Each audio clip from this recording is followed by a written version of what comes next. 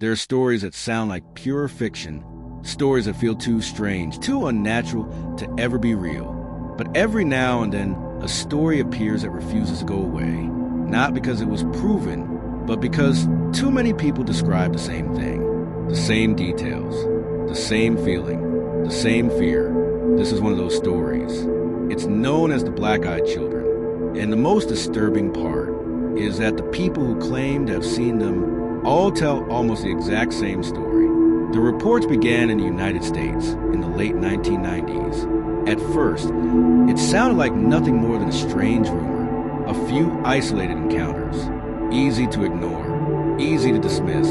But then more stories started appearing, from different states, different people who had never met, describing the same experience. It usually begins at night, a quiet night, the kind of night where everything feels still, where the world seems calm, until something interrupts it. A knock, soft at first, then louder, more deliberate. You go to the door. Maybe you hesitate. Maybe something already feels off, but you open it anyway. And that's when you see them, children, standing outside, usually two of them, sometimes alone, sometimes together. They don't look normal. At first, you might not notice it. Something just feels wrong. Their skin is pale. Their expressions are blank, emotionless. They don't smile. They don't move like normal children. They just stand there, looking at you. Then they speak. Their voices are calm, flat, almost rehearsed. They ask for something simple, to come inside, to use your phone, to get help, something harmless, something you would normally say yes to, but something inside you tells you not to, an instinct, a warning, because as you look closer, you notice their eyes, completely black, no whites, no pupils, just darkness, and suddenly that feeling grows stronger. Fear, not the kind you can explain, not the kind that makes sense, but something deeper, something that tells you, do not let them in. The children don't react the way normal children would. They don't get upset. They don't beg. They don't show emotion. They simply repeat, again and again, let us in. We need to come inside. We can't come in unless you invite us.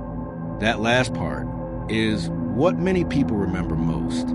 They can't come in unless they are invited.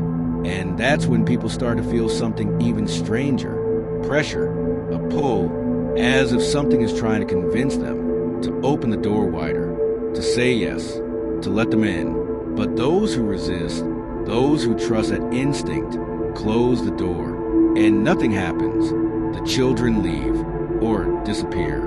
And that's it. But for those who hesitate, who almost say yes, the stories become more disturbing. Some witnesses report the children becoming more aggressive, their voices changing, their tone becoming more demanding. Others say the atmosphere itself changes. The air feels heavier. The silence becomes louder, as if something is building, waiting. There are also reports of encounters outside the home, drivers on empty roads at night, stopping for what looks like children asking for a ride. The same pale faces, the same emotionless expressions, the same request, let us in. But again, something feels wrong, and those who drive away never see them again. What makes these stories so unsettling is how similar they are.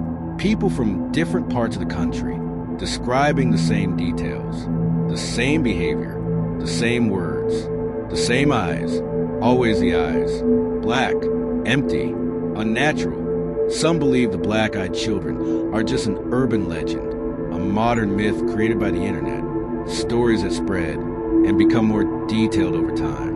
Others believe there may be a psychological explanation. That fear combined with imagination can create powerful experiences, especially at night, especially when people are alone. But not everyone is convinced, because many of the people who report these encounters didn't know about the legend. They had never heard of Black-Eyed Children before, and yet they describe the same thing.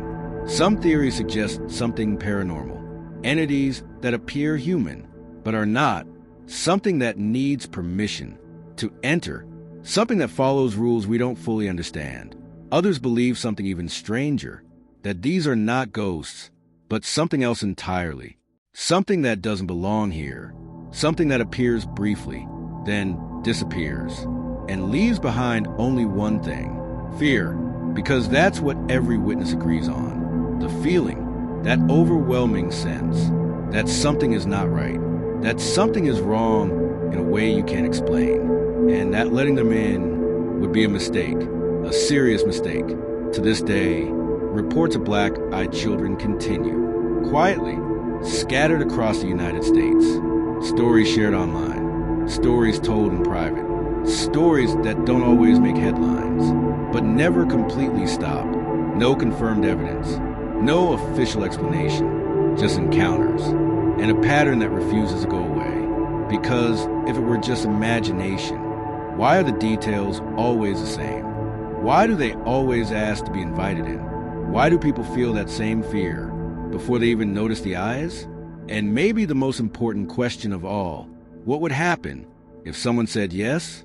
That's something no one has been able to answer, or at least no one has come back to explain. And maybe that's what makes this story so disturbing. Not just what people claim to have seen, but what might happen if the warning is ignored.